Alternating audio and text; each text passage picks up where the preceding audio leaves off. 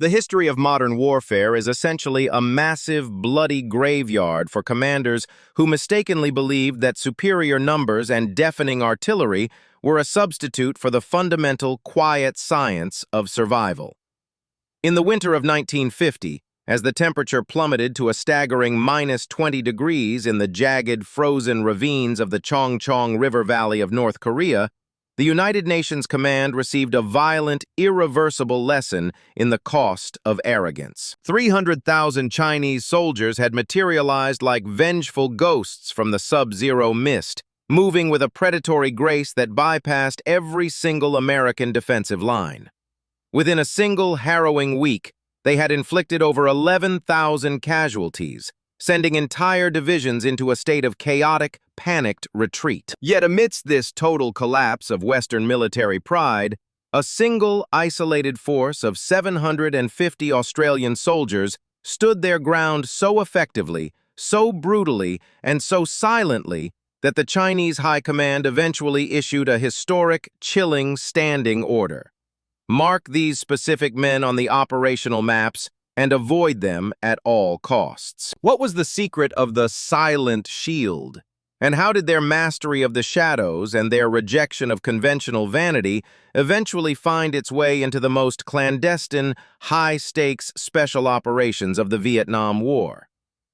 The catastrophe of 1950 was born of a dangerous, misplaced confidence. American commanders, deeply enamored with the perceived invincibility of their heavy tanks and total air superiority, had stretched their units thin across the hostile, mountainous terrain of North Korea. They were equipped and mentally prepared for a classic war of movement, but they were entirely blind to the ancient, suffocating pressure of night-based infiltration. The Chinese forces did not fight in the daylight. They treated the darkness as a physical, lethal barrier. They utilized communication systems involving bugles and rhythmic drums that echoed through the ice-choked valleys. A sophisticated, multi-layered psychological assault that shattered the spirit of seasoned men long before the first mortar shell even touched the ground. Into this frozen nightmare stepped Lieutenant Colonel Charles Green, a man whose face carried the deep, weathered lines of 4 grueling years spent fighting the Japanese in the suffocating, malaria-ridden jungles of New Guinea during the Second World War. Green was 41 years old, a seasoned professional who understood that in the deep wilderness, your greatest enemy is not the man charging toward you, but the glaring, fatal gap in your own internal discipline. Green recognized the Chinese tactics the moment they began to unfold. They were not a new phenomenon. They were a refined, modernized version of the infiltration methods he had spent the better part of a decade dismantling. While his peers in the American and British chains of command mocked him for being excessively cautious and too defensive, Green forced his men of the 3rd Battalion Royal Australian Regiment, known as 3RAR, to perform the soul-crushing, agonizing labor of digging 4-foot-deep trenches arranged in a perfect 360-degree circle. This was the birth of the all-around defense, a doctrine that would eventually save thousands of lives across the globe. Green understood that when the sun dipped below the horizon, there was no such thing as a rear area or a safe zone. Every man had to be a frontline soldier, hyper-aware of his surroundings. He placed trip flares every 10 meters and established 2-man observation posts called PKs every 50 meters along the perimeter. The ultimate validation of Green's silent science occurred on Hill 504 during the Battle of Kapyong in April 1951. As a massive, overwhelming Chinese spring offensive of 500,000 men surged south to crush the United Nations, a Korean division on the Australian flank disintegrated under the pressure and fled. The Australians were suddenly left isolated on their ridge, facing waves of thousands of relentless attackers. Instead of retreating, Green utilized a tactic that terrified conventional officers who were obsessed with their personal safety. He called for danger-close artillery fire.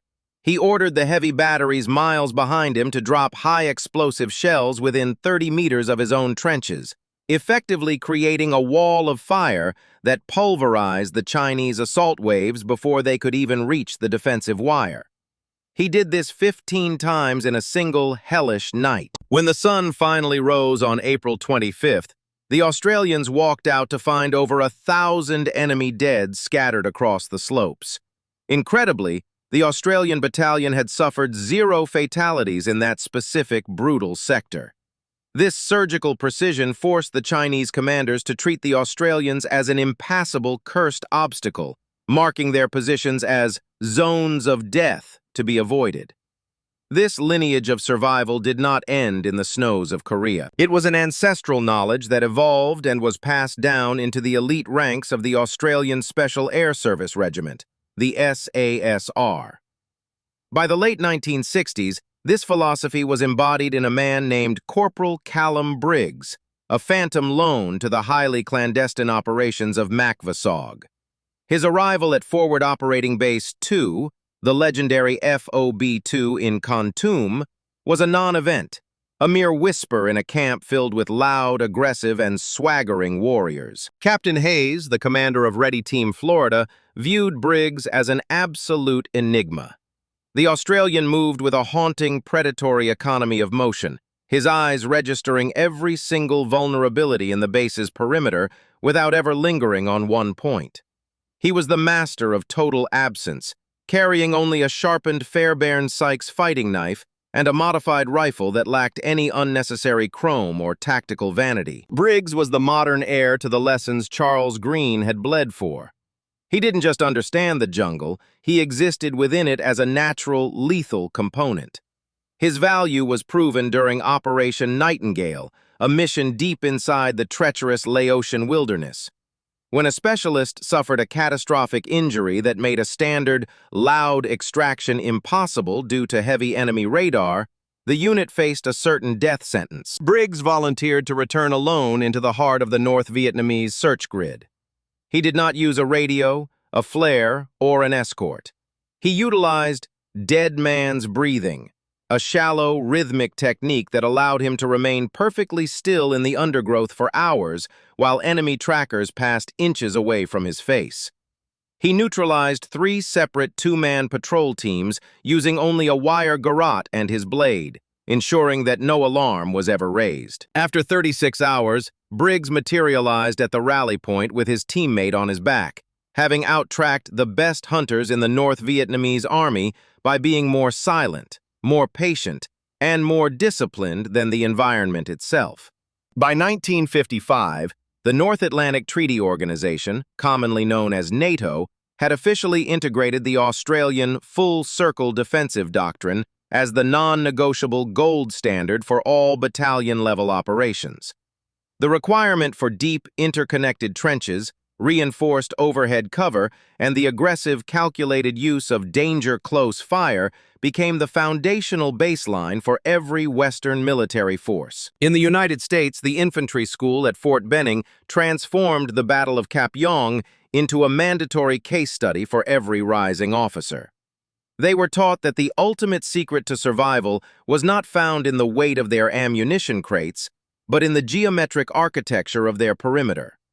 Between 1966 and 1971, this rigid, unyielding discipline ensured that Australian forces in Vietnam never lost a single firebase to a ground attack. While other Allied outposts were frequently overrun by massed sapper attacks, the Australian forts, built on the foundations of Green and refined by the silence of men like Briggs, remained impenetrable islands of security in a sea of insurgent chaos. This continuity of experience is the defining characteristic that separates a true professional army from a temporary force of conscripts. The specific tricks and survival habits that worked against the Japanese in the mud of New Guinea were meticulously taught to the men who would face the Chinese in Korea, who in turn passed those hard-won lessons to the soldiers destined for the jungles of Vietnam. This chain of survival created a protective layer of knowledge that lasted for over 60 years. When American and British forces eventually deployed to the deserts of Iraq and the mountains of Afghanistan in the early 2000s, the SAS-style perimeter security they utilized was, in reality, the highly evolved version of what Charles Green had demanded in 1950. Every modern forward operating base, with its multi-layered walls, staggered observation posts, and pre-registered artillery kill zones, is a direct descendant of the defensive line at Hill 504. However, the story of Cap Yong and the shadow team of Mac Vasog offers a deeper, more philosophical lesson regarding the nature of adaptability. The Chinese army of the 1950s was not a rigid, unthinking machine. It was a highly adaptive force. After their first devastating encounters with the Australian perimeter, they did not stubbornly repeat their suicidal frontal assaults. They demonstrated a profound military intelligence by marking Australian positions on their maps and choosing to simply bypass them. This was a masterclass in practical strategy.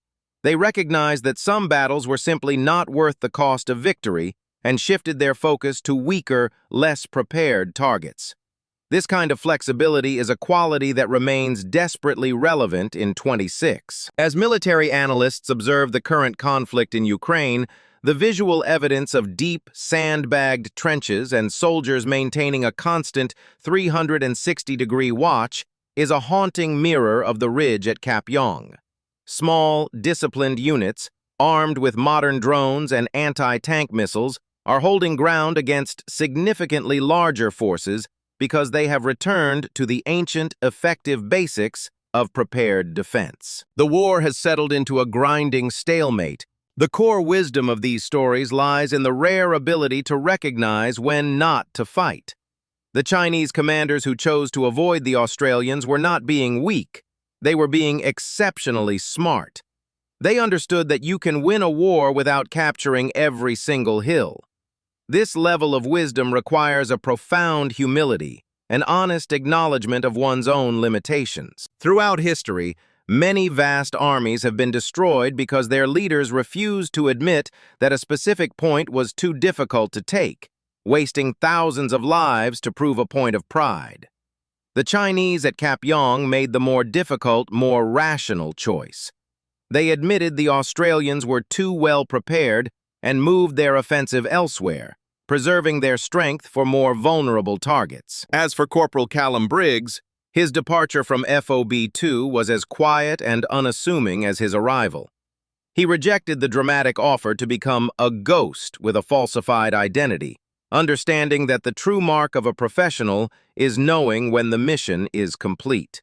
He packed his original salt-stained webbing, cleaned his Fairbairn Sykes blade one last time, and disappeared into the monsoon rain without a single handshake. He left behind a legacy that would be whispered in the clandestine corridors of the SASR for decades to come. On a stained wooden plank in the command center, he left a final, indelible standing order scratched into the grain. "You don't hear footsteps. That is Briggs." It serves as a permanent reminder that in the theater of war, numbers are rarely the deciding factor. Technology is never a complete shield. 750 men were able to halt an offensive of 300,000 because they were better prepared, more cohesively led, and fundamentally more disciplined than their peers. This is a truth that resonates far beyond the scope of military history. In any moment of extreme crisis, the individual who has trained in the dark and planned for the worst will almost always overcome the person who relies solely on natural talent or overwhelming resources. The team that maintains its silence and its internal trust will always defeat the larger, louder force that is fractured by ego. The ghost of the Australian SAS and the shield of Charles Green remain the ultimate standard for professional excellence. They proved that the greatest victory is not found in the loudest explosion, but in being so thoroughly prepared that the enemy takes one look at your defenses and decides you are simply not worth the blood it would take to challenge you. This is the art of the silent professional, a legacy of 18,000 characters of hard-won wisdom that continues to define the sharp end of modern warfare.